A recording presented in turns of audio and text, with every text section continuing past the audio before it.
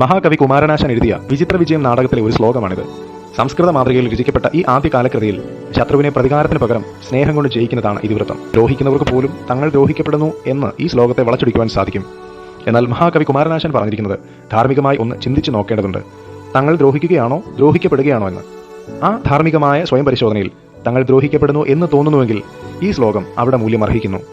സ്നേഹിക്കയുണ്ണീ നീ നിന്നെ ദ്രോഹിക്കുന്ന ജനത്തെയും ദ്രോഹം ദ്വേഷത്തെ നീക്കിട സ്നേഹം നീക്കിടുമോർക്ക് നീ. ആശാൻ 2ാം സ്ഥാനമാണ് സ്നേഹത്തെക്കുറിച്ചുള്ള വിവരണത്തിൽ. 1ാം സ്ഥാനം യേശുക്രിസ്തുവിനും. വിശുദ്ധ വേദപുസ്തകത്തിലെ 1 കൊരിന്ത്യർ 13-ാം അധ്യായത്തിൽ സ്നേഹത്തെക്കുറിച്ചൊരു വിവരണമുണ്ട്. ഞാൻ മനുഷ്യരുടെയും ദൂതന്മാരുടെയും ഭാഷകളിൽ സംസാരിച്ചാലും എനിക്ക് സ്നേഹമില്ല എങ്കിൽ ഞാൻ മുഴങ്ങുന്ന ചെമ്പോ ചിലമ്പുന്ന കൈത്താളമോ അത്രേ. എനിക്ക് പ്രവചനപരമുണ്ടായിട്ട് സകല മർമ്മങ്ങളും സകല ജ്ഞാനവും ഗ്രഹിച്ചാലും മലകളെ നീക്കുവാൻ തക്ക വിശ്വാസമുണ്ടായാലും സ്നേഹമില്ല എങ്കിൽ ഞാൻ ഏതുമില്ല.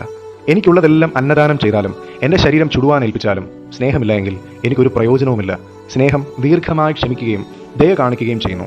സ്നേഹം സ്പർദ്ധിക്കുന്നില്ല, സ്നേഹം നിഗളിക്കുന്നില്ല, ചീർക്കുന്നില്ല, അയോഗ്യമായി നടക്കുന്നില്ല, സ്വാർത്ഥം അന്വേഷിക്കുന്നില്ല, ദ്വേഷ്യപ്പെടുന്നില്ല, ദോഷം കണക്കിടുന്നില്ല, അനീതിയിൽ സന്തോഷിക്കാതെ സത്യത്തിൽ സന്തോഷിക്കുന്നു, എല്ലാം പൊറുക്കുന്നു, എല്ലാം വിശ്വസിക്കുന്നു, എല്ലാം പ്രത്യാശിക്കുന്നു, എല്ലാം സഹിക്കുന്നു. സ്നേഹം ഒരു നാളും ഉതിർന്നു പോകുകയില്ല.